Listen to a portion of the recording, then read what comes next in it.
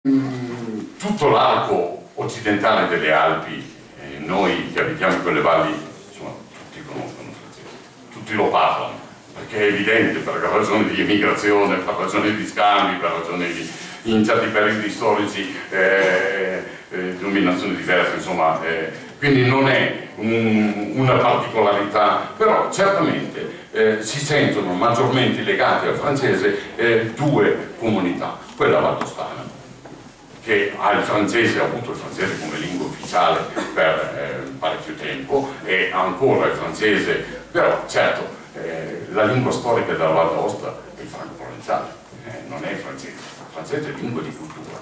E poi importante per la comunità di religione valdese, delle valli valdesi, per i quali però anche lì tradizionalmente la lingua del popolo è l'occitano, però il francese ha comunque avuto un'importanza grande.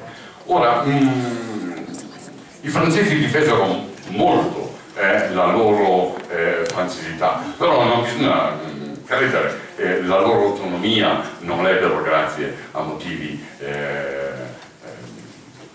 linguistici. Alla fine della seconda guerra mondiale minacciarono di chiedere l'annessione alla Francia e ottennero l'autonomia da parte della Repubblica Italiana.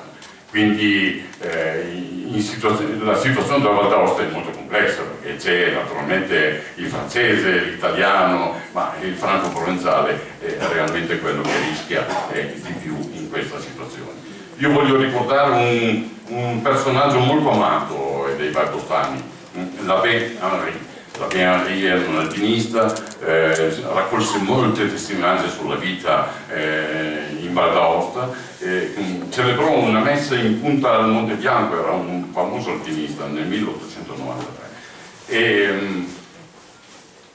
e dichiarò chiaramente che la Val d'Aosta, elle n'a jamais vu que cette devise: là où est la maison royale, là est la patrie.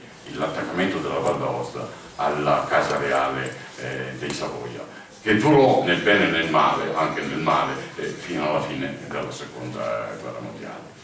Ora sentiamo un bel canto in francese, Complainte d'un prisonnier à l'hirondelle.